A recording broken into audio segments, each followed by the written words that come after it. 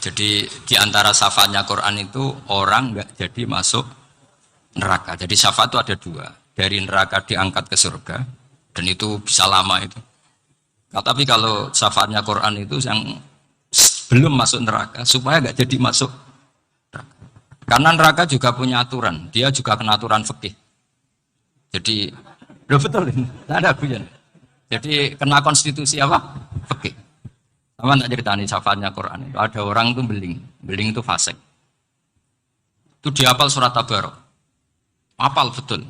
Tabarakalladzi biyadihil mulku wa huwa ala kulli syai'in qadir alladzi khalaqal mauta wal hayata. Pertanyaannya gini, boleh enggak orang menginjek surat Baqarah? Boleh enggak? Enggak. Padahal orang hafal Quran itu artinya ayat itu ada di hatinya. Fa inna wa ta'ala la yu'adzibu qalban wa al-Qur'ana. Allah tidak akan menyiksa hati yang menyimpan Quran, yang jadi flash disknya Quran, yang jadi rekaman Quran. Ingat kita orang ini hafal.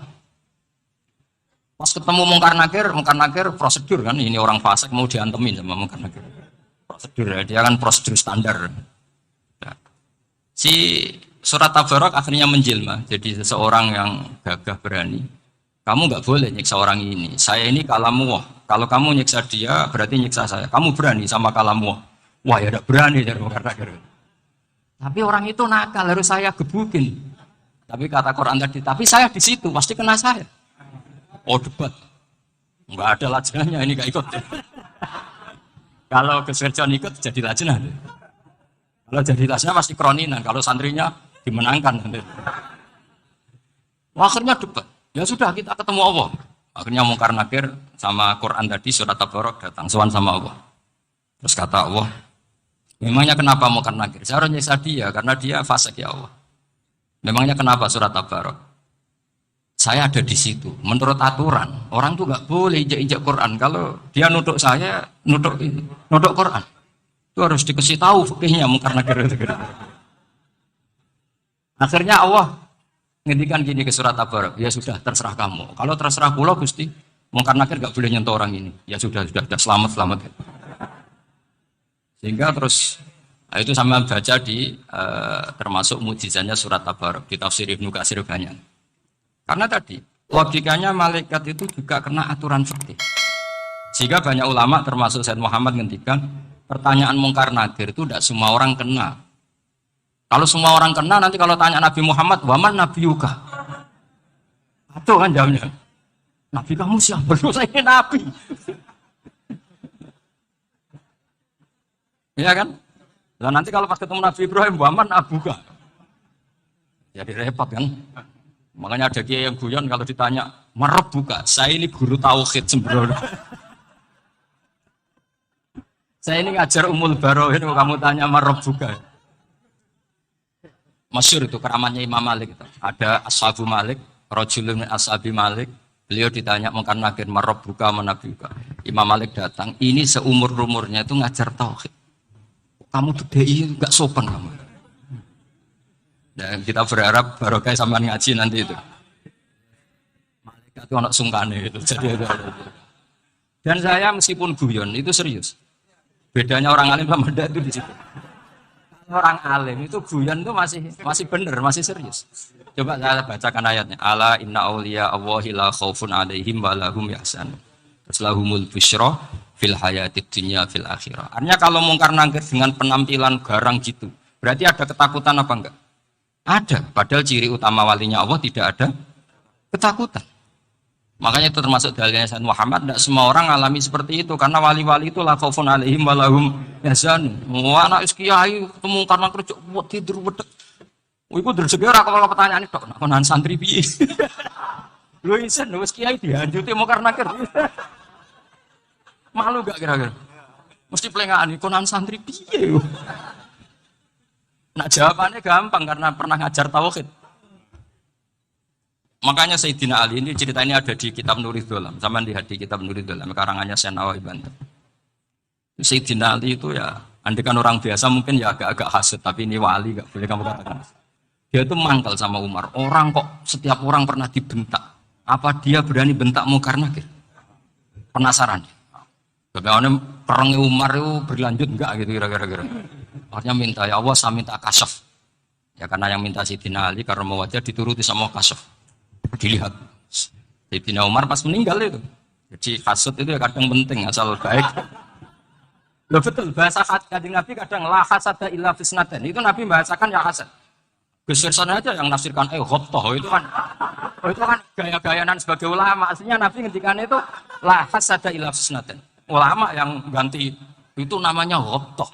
Wong Nabi sendiri nyebut hasad loh, kamu tafsiri ghobtoh. Ya hasad ya hasad. Udah ada usah ditawil-tawil pokoknya gitu. Kalau sama nggak percaya nggak apa-apa. Gitu aja kok repot. Karena sama nggak percaya kemungkinannya dua. Satu nggak ngerti. Dua sama-sama alim. Kan dari awal kalau sama-sama alim kan laisali alimin ayukol ida aliman akhor. Kita nggak perlu saling mengikuti. Ngapain hasud? Biasa aja. Akhirnya Sayyidina Ali kasut. Pas Umar bangun, setelah mati kan bangun, setelah meninggal bangun. Mungkar Nakir datang dengan perang yang sangat garang. Itu digambarkan Sayyidina Ali, matanya itu kalkidril khali. Kayak apa, kendil yang apa, menganga. Wah seru. Sayyidina Ali senang, paling takut ini Umar. Tenangnya bukan main, wah ini mesti takut Umar. Biasa. Ternyata enggak, Umar malah bangkit. Wah Mungkar Nakir ya. Kamu tahu menghadapi siapa?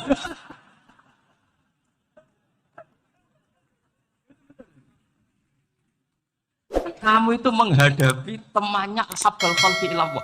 Yang diandalkan temannya, bukan dia. Kamu tahu, yang kamu hadapi, saya ini teman kekasihnya Allah. Jadi boleh kamu mengandalkan Mbak Virjon. Tapi nanti resikonya Mungkar Nakir tanya, itu Virjon siapa? Wah itu masalah kan. Makanya syaratnya wali itu harus ma'rufun fis sama. Di langit sudah populer. Makanya dulu ada orang yang saking seninya Abdul Qadir ditanya apa saja jamnya Abdul Qadir Al-Jilani. Itu aman karena beliau populer. Makanya program kita harus populer dulu di langit. Nah, itu nanti kalau dicatut oleh santri-santri nggak apa-apa. Kalau nggak populer nanti dicatat, itu siapa? Salah ini. Umar itu yang dibanggakan itu, kamu tahu saya siapa? Ya enggak tahu, saya ini temannya kekasihnya Allah. Temannya Muhammad, iya Muhammad Rasulullah. Wah mikir, waduh, repot. Loh di dunia aja gitu kan, temannya presiden, temannya panglima, apalagi ini temannya Sayyidul Awalin wal Akhirin. Di dunia aja bilang temannya presiden, menteri, orang sudah takut, apalagi ini temannya Sayyidul Awalin. Yang Mungkar Nakir terus konfirmasi sama Allah, gimana ya Allah ini ngadepi. Sebetulnya jadalkan itu temannya, bukan dia. Wah, akhirnya sama Allah dibilang, ya bu, ya sama seorang seperti itu bu yang sopan. Terus semenjak itu Mungkar Nakir itu nggak selalu berpenampilan seperti itu sangat. Jadi semoga itu konsisten sampai nanti. Jadi kamu kalau ingin nggak takut Mungkar Nakir jadi wali. Karena syaratnya tadi hanya wali sing la khaufun alaihim wa la hum yahzanun lahumul busyra fil hayatid dunya fil akhirah. Jadi orang itu kalau ngaji itu harus khatam. Jangan semuanya kena pertanyaan. Nanti kalau semuanya kena pertanyaan nanti repot. Kalau Nabi Muhammad ditanya waman Nabi juga. Nabimu siapa? Lu kan terus jadi aneh. Jadi makanya ketika Sayyid Muhammad semua ulama lah. Enggak ada am kecuali ditaksis. Kecuali sifatnya Allah. Misalnya bikulli syai'in alim ya benar-benar bikulli syai'in. Tapi kalau am semuanya pasti ada taksis. Meskipun dalam muhawarah muhadasah biasa. Misalnya contoh gampang istri kamu baru seneng kamu, mas nak pengen popo itu lapor aku gak popo mas, mesti aku seneng sama lapor. Iku dia aku pengen wayo. Wah langsung dari opo wae. Mesti opo wae maksudnya kecuali itu gitu. Padahal kalau ngomong mas sampean ingin apa saja tak dukung. Sampean bilang pengen iku wayo. Kira-kira disetujui apa enggak? Sama seperti kita kalau punya teman akrab, wes nang omahku gak apa-apa, anggap ya omahmu dewe. Terus mlebu-mlebu kamar. Jadi tidak ada am kecuali di taksis. Artinya kalau ada cerita bahwa orang mati pasti ngalami ditanya Mungkar Nakir, itu pasti ada am yang di taksis. Itu pasti tidak dialami para anbiya, para auliya. Karena ciri utama wali itu la khaufun alaihim wa lahum yahzanun. Kemudian saya yang mau cerita ya supaya sampean bisa menghadapi dunia global ini tak bawa tafsir Munir termasuk tadi. Kenapa orang Islam Rasulullah Shallallahu Alaihi Wasallam itu lebih senang kalau yang menang itu orang Nasrani, Nasrani Romawi, ketimbang yang menang itu orang Faris, dalam hal ini ateis. Karena orang ateis itu lebih ngeri. Sebetulnya beberapa penemuan sains, terutama di ilmu medis, itu orang Amerika. Kayak cloning. Tapi orang Amerika itu masih dilarang oleh gereja untuk mengaplikasi. Karena nanti bayi cloning itu dipakai suku cadang. Di Amerika masih ditentang oleh fatwa-fatwa agama, baik Islam maupun Kristen. Tapi di Cina itu dipraktekkan. Karena nggak ada halangan agama. Di Cina itu biasa ada kondom diolah lagi jadi alat-alat aksesoris. Di Amerika tidak ada karena masih ada agama, masih ada larangan. Sehingga orang Islam itu lebih takut kalau yang menang itu Persia karena terus cara berpikir ternyata Tuhan itu udah ada, langit nggak ada perannya. Jadi ketika yang menang Nasrani masih berpikir itu pertolongan Tuhan. Meskipun mungkin cara mengatakan Tuhan beda dengan kita. Tapi ada satu kesamaan bahwa kekuatan samawi itu ada. Jadi disebut ghulibatir rum fi adnal ardi wa hum min ba'di ghalabihim sahih. Di sini diterangkan oleh Syekh Nawawi supaya kamu tidak salah paham. Sebetulnya kamu katakan misalnya wah itu paham liberal, sebenarnya saya tidak tersiksa. Cuma takut yang mengatakan seperti itu cek goblokir atau ngaji gitu. Itu ada masalah saya. Ini saya baca ini karangannya Syekh Nawawi karena tadi kata Mbak Firjon ngaji itu harus sama orang yang bersanad. Saya ini kalah sama beliau itu berkali-kali. Secara nasab saya harus manggil Mbah. Secara silsilah ilmu saya juga kalah lagi. Saya sering disewani sama cucu-cucu Syekhona Khalil. Kiai Siddiq itu termasuk murid dekat beliau Syekhona Khalil. Kalau itu berarti kan Gus Firjon, Ahmad, terus Mbah Siddiq. Mbah Siddiq ngaji Syekhona Khalil.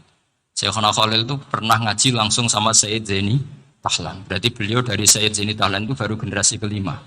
Sementara saya itu sudah ke-7 atau ke-6. Saya, Mbah Mun, Mbah Karim misalnya, Mbah Hashim, Mbah Mahfud Termas, Sayyid Abi Bakar Sato, yang orangnya Anatul Tolibin, baru Sayyid Zaini Tahlan. Berarti saya ke-7. Kalah lagi. Tapi untuk jadi wali, biasanya cepat saya. Karena syaratnya jadi mbah itu ngalah demi putu. Jadi kalau beliau ngotot, saya dulu Gusti, saya mbahnya. Wah itu mbah yang nggak baik. Nanti jatahnya dikasihkan apa? Cucunya dulu. Makanya Abdul Muthalib itu orang yang dapat wangsit, tapi yang jadi nabi itu cucunya. Jadi dalil saya banyak. Sebetulnya Abdul Muthalib itu sudah sering dapat wangsit. Karena saya bahasakan wahyu, Nabi yang protes. Enggak nabi kok dapat wahyu. Tapi sebetulnya Abdul Muthalib itu masyhur. Kalimat-kalimatnya menunjukkan bahwa beliau itu sudah dapat wahyu. Kalau nanti cucunya itu jadi apa? Nabi. Makanya senangnya bukan main Abdul Muthalib sama Rasulullah. Putu seneng, mbah seneng putu. Jadi mungkin, jadi sampean enggak usah protes loh. Yang jadi wali kok cucunya. Betul. Dulu Mbah Hamid Pasuruan itu kalau Mbah Ahmad Siddiq ke sana, Mbah Hamid Pasuruan kalau manggil Mbah Ahmad Siddiq itu paman. Tapi pamannya minta ijazah ke ponakan. Apa ya gara-gara itu memang. Kalau itu masih berlaku, apa? Ngalah masih. Kayaknya masih, hawannya masih. Hawannya masih. Karena melihat tren-tren langit masih gitu kayaknya masih. Masih itu. Ya. Tapi mbahnya tetap dapat jatah, tenang saja nanti. Tapi memang sebaiknya mbah itu legowo. Rasulullah Muhammad SAW itu terkenal min dzurriyyati Ibrahim. Tapi kata Rasulullah, ana dakwatu Ibrahim wa bisyaratu Isa. Aku nganti ngene iki barokah dongane Nabi siapa? Ibrahim. Jadi dongane Nabi Ibrahim ya tiba teng putu. Jadi banyak bukti bahwa jatuhnya ke putu. Tadi saya di kamar sama beliau berduaan. Nih Mbah sing dadi wali di sini, aku webah. Cocokan tadi. Nah kenapa saya akhir-akhirnya gulirkan daftar wali? Kenapa? Saya ini resah ya, orang sudah ingin dicintai pejabat, dicintai tetangga, dicintai teman. Tapi kadang-kadang orang lupa lagi dicintai apa. Makanya saya meskipun guyon, tapi ini amdan, bukan sahwan. Supaya orang punya cita-cita lagi jadi wali, ingin dicintai Allah. Kita ini terlalu lama ingin dicintai makhluk. Mbok ya naik kelas sedikit. ingin dicintai Allah Subhanahu. Meskipun saya guyon, tapi tadi guyon saya tuh lebih serius ketimbang serius Anda. Karena tak pikir, saya tuh kalau pergi itu seneng ngebis, bukan karena saya tidak punya mobil, tapi saya sering mau butuh itu supaya nggak diganggu. Karena saya tuh harus punya waktu sendiri. Kalau ngebis kan ketemu orang nggak kenal, tapi sekarang ya agak susah, banyak yang kenal. Dan susahnya lagi gak minta ijazah, minta foto. Orang repot tuh. Mau dibenci itu umatnya Rasulullah Shallallahu Alaihi Wasallam. Mau disetujui itu sanatnya mana? Kalau ketemu orang alim minta apa? Foto. Itu nggak ada sanatnya. Nggak tahu saya itu mazhab dari mana itu. Ya mazhab milenial yang jelas itu kan. Ini tak baca ya biar dapat. Karena ini kenangan saya sama Mbak Ahmad Siddiq. Saya masih ingat betul beliau ngisi kholnya Mbak Abdullah bin Umar, berarti abahnya Mbak Hamid. Karena mbak saya itu Fatimah binti Khalid bin Umar. Kalau Mbak Hamid itu Hamid bin Abdullah bin Umar. Itu saya masih ingat betul zaman itu Mbak Hamid tiap khol di Lasem itu rawuh dan saya derek mbak saya karena masih misanan datang ke Lasem. Itu beliau pas itu ngisi sama Mbah Mun. Mbah Mun masih muda, Ki Ahmad Siddiq sepuh senior. Itu beliau cerita bahwa dulu ketika Indonesia dijajah Jepang itu para kiai mimpi dibacakan ayat Khulifatir Rum fi adnal ardi wa hum min ba'di walabihim. Terus ada kiai yang tanya, takwilannya gimana? Ya nanti Jepang pulang bukan karena kita yang mengalahkan, tapi Jepang ada yang mengalahkan sendiri, meskipun tidak kita. Kayak dulu Faris tidak dikalahkan Islam, tapi dikalahkan Romawi, tapi yang senang umat Islam. Wa yawma idzi yafrahul mu'min. Itu luar biasa ulama-ulama kita. Delalah kejadiannya Indonesia seperti itu. Yaitu kita tidak mengalahkan Jepang, tapi Jepang pulang sendiri karena dikalahkan apa? Sekutu. Ya ini saya baca. Ini tidak usah dicek bacanya benar apa enggak. Sudah aman, apa? Aman. Karena kalau saya salah itu ya sengaja. Artinya ya sengaja saja. Ya biasa maksudnya. Saya kemarin ngisi di Pondok Peloso, di Pondok Al Munawir Jogja. Salah itu ada dua. Ada salah yang memang benar-benar salah. Itu enggak apa-apa, bisa dimakfu. Karena mesti sange wong goblok salah yang terus itu. Ada salah bawaan ilmu, itu repot tuh daganinya. Karena misalnya kita yang biasa belajar qiraah safah wa yahsibuhu, mesti diulang lagi wa yahsabuhu. Karena qiraahnya Imam Asim itu hasibah yahsabu bi fathis sin. Sementara kita kalau ngaji kitab kulino yahsib. Sehingga kita yang biasa belajar safah itu kalau baca kitab itu kayak orang bingung. Kadang-kadang yang ngaji juga bingung. Gus Pak mau bulan pilih. Ya tepat-tepatan. Ada yang mengatakan Gus Pak bingung. Ada yang mengatakan Gus Pak alim alama itu tepat-tepat nasib. Karena memang ya sab'ah memang seperti itu. Misalnya kufuan. Kufuan itu Imam Asim baca kufuan. Tapi beliau punya murid namanya Syu'bah. Itu kalau baca kuf'an. Makanya kita itu, ini kan khataman Quran ya. Jadi saya menyinggung sedikit tentang qiraah sab'ah. Tadi beliau juga sudah tak kasih kitab Sahih Dunaliyah dan Musaf. Sama tak ajari latihan sab'ah. Memang angel ya. Makanya yang nggak bisa itu wong pinter. Sudah tahu angel ya nggak usah diteruskan kan. Orang menghindari barang angel itu pinter apa goblok? Pinter. Berarti wong goblok pinter. Saya tuh makanya sama orang goblok tuh respect. Jadi orang alim tuh angel apa gampang? Angel. Menghindari barang angel pinter apa goblok? Loh, orang menghindari barang angel pinter apa goblok? Pinter. Berarti wong goblok pinter. Jadi saya sama orang-orang goblok itu respect. Sudah tahu jadi orang alim angel, ya barang angel ya harus dihindari. Makanya saya ini insya Allah umatnya Nabi yang termasuk yang terbaik. Amin. Karena mencintai umatnya Nabi termasuk yang goblok. Itu udah gampang itu. Karena tadi, udah tahu ya. Seperti itu loh orang naik panjat pinang itu. Itu yang naik karena ingin hadiah. Yang nonton sudah tahu, wah licin kok dinaikin mau keplodok. Tapi orang sepakat yang nonton juga pinter karena sudah tahu ribet kok. Tukun yang pasar akan kena apa mana? Sama juga gitu. Ngalim tafsir angel, ngalim fikih angel. Nanti karek ngaji ngerekam kan gampang. Itu pinter apa goblok? Pinter. Iya. Makanya kalau niku mbok burohno ngono tok. Saya tadi dinasihati Mbak Firjon, muga-muga hati saya selamat. Saya itu meskipun kata orang banyak, muhibin saya banyak, tapi saya insya Allah tidak riak. Saya itu pakai kitab namanya Tasfidul Fuad, itu karangannya Said Abdul Al-Haddad. Ketika beliau punya muhibin banyak ditanya, bagaimana ya Habib Anda menjaga hati Anda? Jamnya Said Abdul Al-Haddad itu unik. Innama alzomu Allah. Mereka itu sebenarnya menghormati Allah. Cuma butuh sarana, dan itu saya. Jadi saya tahu sampean semua itu mencintai Quran, mencintai sunnah Rasul, mencintai hadis-hadis Rasul. Cuma sampean kan karena nggak paham, terus manfaatkan saya. Jadi sebenarnya saya ini korban. Korban. Jadi saya mau riak gimana? Korban kok mau. Bangganya di mana tuh? Coba sampean misalnya ngaji tafsir, belajar sendiri kan susah. Terkibnya susah, maknanya susah, bahkan beli kitabnya kadang tidak kuat. Untuk jadi alim tafsir itu kan harus beli kitab. Saya sering belajar kitab itu jutaan. Tafsir Tobari, saya pernah beli kitab Fakhrur Razi itu berapa coba? 27 jilid. Karangannya Fakhrur, belum karangannya ulama modern, Imam Sya'rawi. Itu berapa jilid? Itu jutaan. Saya kemarin juga dihadiahi kitab Pak Quraish Shihab namanya Faidul Bari fi Syarhil Bukhari. Pak Quraish Shihab yang terkenal. Dia sering diskusi sama saya. Saya ngasih hadiah beliau, beliau ngasih hadiah saya. Oh itu harganya nggak kuat. Nggak kuat kadang di Indonesia nggak ada coba. Dan sama orang hebat menghindari kesulitan itu. Nah kesulitan itu, sekesbak ngaji ikut, kalau nggak paham, dirukun rekamannya itu udah gitu. Pinter mana sampean sama saya? Pinter sampean kan? Bikin sosis susah, beli aja kok repot kan? Makanya nggak boleh orang bilang, wah itu goblok reso tafsir itu wong pinter. Makanya nanti kalau saya ketemu Nabi tidak termasuk orang yang mentahkir orang Islam.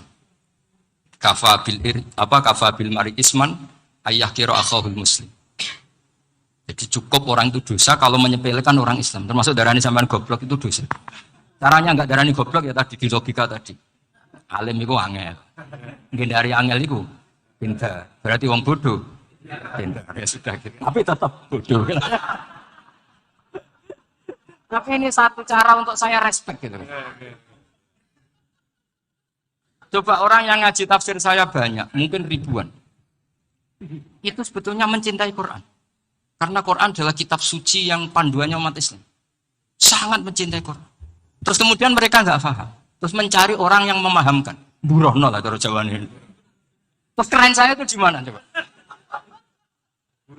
Lah terus mereka kurang ajarnya gini, kalau paham itu ya alhamdulillah paham. Kowe nak ngaji niku bae ngono tok. Tapi orang paham, orang jalan akal. Mari Guswan orang cepet mengenai gak paham. Orang nyalano teke sing lelet tuh. Kan Masya Allah, naudzubillah tenan.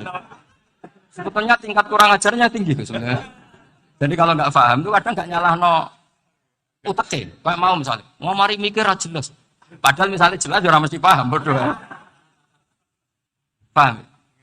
Jadi kata Said Abdul Haddad, innama azzamu Allah. Sebenarnya mereka itu sangat menghormati. Makanya kita nggak perlu mengatakan wasilah itu kafir, nggak akan. Karena orang tawasul sama Rasulullah itu ingin dapat ridhonya Allah lewat orang yang dicintai Allah. Kita mencintai wali, wah itu kekasih Allah. Kita mencintai itu karena mencintai Allah. Sama seperti gini, kamu mencintai kangkung apa enggak? Sebenarnya sama sekali enggak. Tapi kamu ingin sehat, ada asupan gizi. Kamu ingin tubuh kamu sehat, butuh asupan gizi. Kemudian kamu makan kangkung. Apa terus kamu cinta kangkung kan enggak? Cinta kesehatan kamu sama. Orang yang mencintai saya ingin kepuasan rohani. Saya akan termasuk kiai yang torekonya gampang. Ini swargo, kan akhirnya penggemarnya banyak. Coba kalau kamu neraka. Jadi sebetulnya Anda mencintai kepuasan Anda sendiri. Nah, saya ini korban. Makanya untuk masuk surga cepat saya. Korban itu cepat. Da'watul mazlum la turaddu kan gitu. Laisa bainahu wa bainallah hijab. Jadi saya kalau dongo langsung seret langit. Karena mazlum. Saya sinau tafsir itu Mbak, sampean bayangkan ada tafsir itu sudah 27 jilid. Sekarang Fakhrur Razi itu bulatnya bukan main. Karena dia ahli filsafat. Bulatnya Masya Allah. Sudah gitu sinau Jalalain kadang dikomen oleh Sawi. Sudah kita percaya Jalalain jebule dibuli Sawi. Percaya Sawi dikandani, oh itu Maliki rasa ribet. Sudah gitu sinau Qurtubi, sinau tafsir Tobari itu susahnya. Belinya susah, belajarnya susah. Padahal saya punya keluarga, punya istri, punya anak. Bayangkan kalau istri saya rewel, istri sampai. Wah, tapi alhamdulillah enggak. Sama sekali enggak. Allah sudah memilihkan, wah ini bahaya kalau punya istri rewel. Imam Sibawai itu kitabnya banyak, tapi yang terbukukan hanya kitab Sibawai. Karena beliau kalau sudah belajar lupa istri. Hanya pas beliau di pasar, kitabnya dibakar semua sama istrinya. Karena dianggap saingannya. Ternyata yang dicerai tidak kitabnya, malah istrinya. Itu Imam siapa? Tapi alhamdulillah kitab saya nggak terbakar, aman. Saya teruskan ya. Jadi untuk menjaga ria dilatih innama azzamu Allah. Sebenarnya mereka itu menghormati, sehingga wasail-wasail itu sebenarnya nggak pernah jadi subjek pelaku utama, tetap Allah. Sebab itu kata Sayyid Muhammad, kamu kok mengatakan wasilah itu kafir itu gimana? Ketika innallaha qad ba'atsa lakum talutah malika. Talut itu ya manusia. PD-nya itu apa?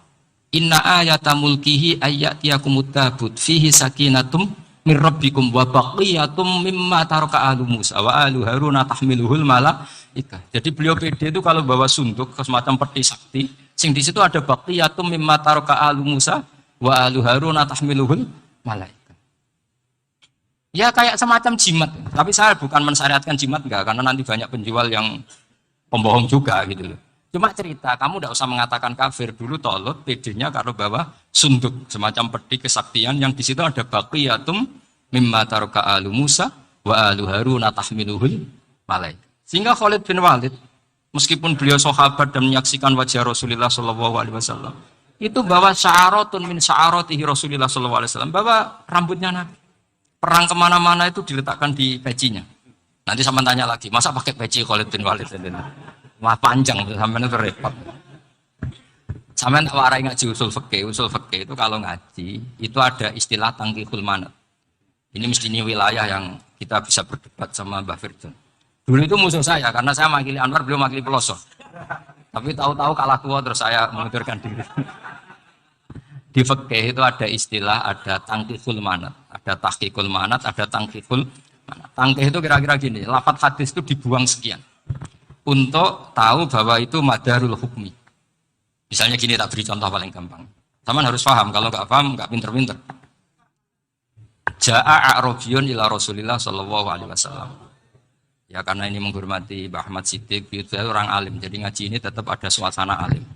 Ya harus ada suasana alim. Nggak perlu jadi orang alim, tadi susah. Sudah ngindari susah itu sudah itu aja. Jadi orang alim susah, ngindari barang susah pintar. Berarti orang tidak alim pintar. Nah, meskipun tetap itu pegangi sampai mati nanti. Loh, jadi orang alim itu repot. Itu kata Imam Ghazali, kalau orang alim kalau masuk surga itu sama Allah nggak boleh. Kamu nggak boleh langsung masuk surga.